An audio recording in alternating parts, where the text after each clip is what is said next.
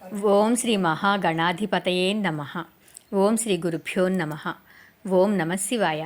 మార్కండేయ పురాణంలో బ్రహ్మచర్య ధర్మముల గురించి తెలుసుకుందాము. తిరిగి మదాలస ఇలా చెప్పసాగింది. ప్రతిద్విజుడను ఉపనయనము అయిన పిమ్మట గురువు వద్ద శుశ్రూషను చేయిస్తూ బ్రహ్మచర్యమును నడుపుతూ వేదాధ్యయనం చేయుచుండవలెను. స్వాధ్యాయము, అగ్ని శుశ్రూషము, స్నానము, భిక్షాన్నము, గురు అనుమతి పొంది భుజించుట ఇవి ధర్మములు. ఈ విధంగా విద్యాభ్యాసమును చేసి గురుదక్షిణనిచ్చి అనుమతి పొంది గృహస్థాశ్రమమును పొందవలెను. గృహస్థాశ్రమము ఇష్టం లేని వారు వానప్రస్థాశ్రమమును పొందవలెను. లేని ఎడల చతుర్థాశ్రమమును పొందవలెను. ఇక గృహస్థ ఆశ్రమ ధర్మాల గురించి తెలుసుకుందాం. గృహస్థాశ్రమమునకు ముఖ్యాలు వివాహము, సమాన కుల కన్యకను గాని, ఋషికులోత్పన్న కన్యకను గాని, సుగుణ సంపన్నత గల కన్యకను గాని వివాహం చేసుకొనవలను. తన ఆశ్రమ ధర్మములచే ధనమును ఆర్జించి పితృ దేవతా కార్యములు చేయుచుండవలను. భృత్యులను, పుత్రులను, బంధుజనాలను, దీనులను, అంధులను, పతితులను, కుంటి మూగ అంగహీనులు మొదలగు దుర్బలులకు, అనగా కష్టపడి పనిచేసుకుని ఉదరపోషణం చేసుకుని శక్తి లేని వారికి తన శక్త్యానుసారముగా అన్నదానం చేయుచుండవలను. పంచయజ్ఞములు చేయుచుండవలను. గృహస్థులు పితృదేవతాది కార్యములు జరిపి భుక్తశేషమును భుజింపుచుండవలెను. తన సంపద పై విధంగా అనుభవిస్తూ ఉండవలెను. ఇక వానప్రస్థ ధర్మాలు.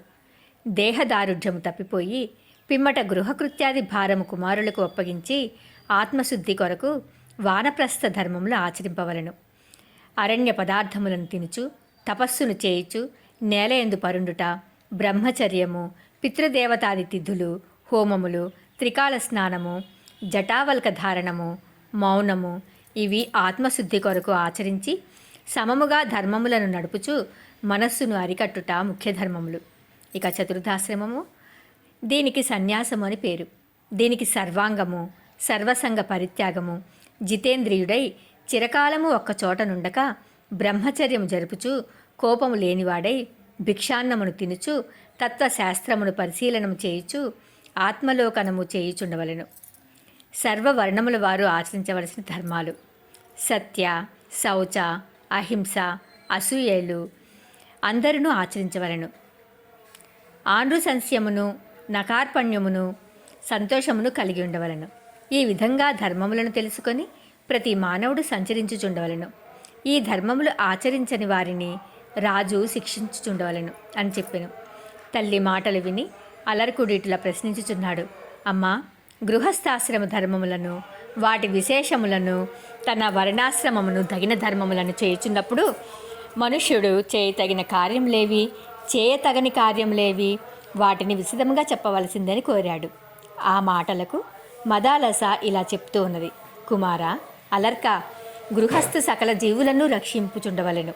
పితృదేవతలు, దేవతలు, మునులు, మనుషులు, క్రిమికీటకములు, పక్షులు, పశువులు గృహస్థుచే కాపాడదగినవి. వేదత్రయ రూపమైన ఆవు సర్వ సంపదలకు ఆచారమని నమ్ము. వేదమునందు అన్ని లోకములు నిండియున్నవి. రుక్కులు, వృష్టము, ఋగ్వేదము, మద్యము, సామవేదము ముఖము, ఇష్టాపూర్తములు, శృంగములు, సాధు సూక్తములు, రోమములు, శాంతిపుష్టులు, గోమయము, గోమూత్రములు, వర్ణములు, పాదములు, స్వాహాకార స్వధాకార నవషట్కరహంత ఆకారములు, స్థనములు. ఈ 4 స్థనములలో మొదటి దానిని దేవతలు, రెండవ దానిని పితృదేవతలు, మూడవ దానిని ఋషులు, 4వ దానిని మనుషులు పానం చేయిస్తుందురు. ఈ విధంగా గో, ధేనువు అన్ని వర్ణముల మానవులకును సంతోషము కలుగచేయును. కావున మనుష్యుడు ఈ ధర్మములను వదిలిన వెడ్డల శీల లేని రథము వలె కాలక్రమమున శిథిలమొగుటకు సందేహం లేదు, అధఃపతితుడవును. ఇక దేవతలకు బలిదానం చేసే విధానము. పుత్రరత్నమా, గృహస్థు ప్రతి దినమునందు ప్రాతకాలమునందు అనగా సూర్యోదయమునకు 4 ఘడియల ముందు కాలము, దీనినే తపోకాలమని ఋషి కాలమని పిలిచెదరు. ఈ కాలమునందు లేని పూర్వదినమునందు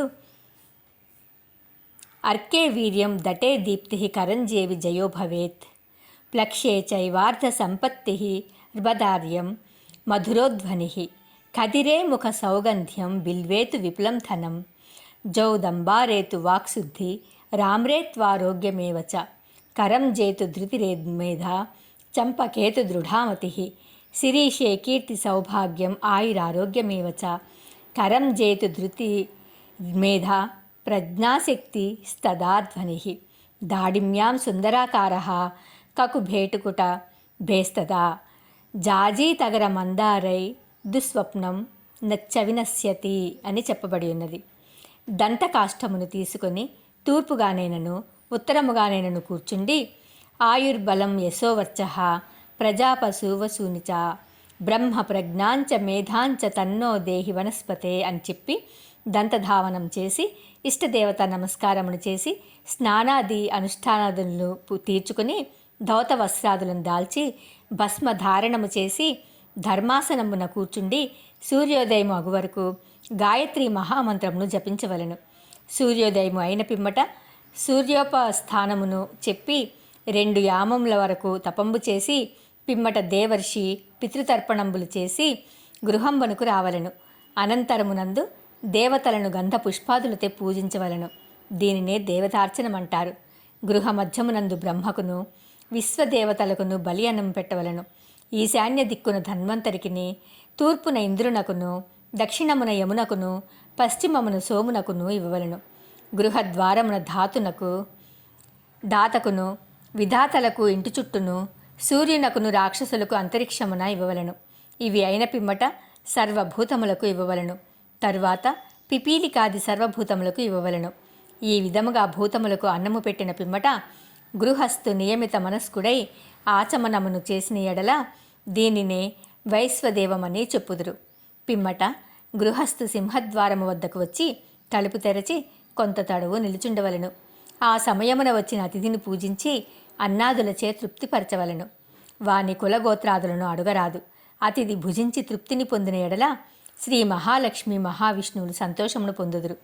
అతిథికి అన్నమును పెట్టక గృహస్థు భుజించిన ఎడల అతిథి యొక్క పాపములు గృహస్థునకు చేరును. గృహస్థుని పుణ్యములను తాను తీసుకుని పోవును. అతిథి సత్కారము ముఖ్యము. ఓం నమః శివాయ.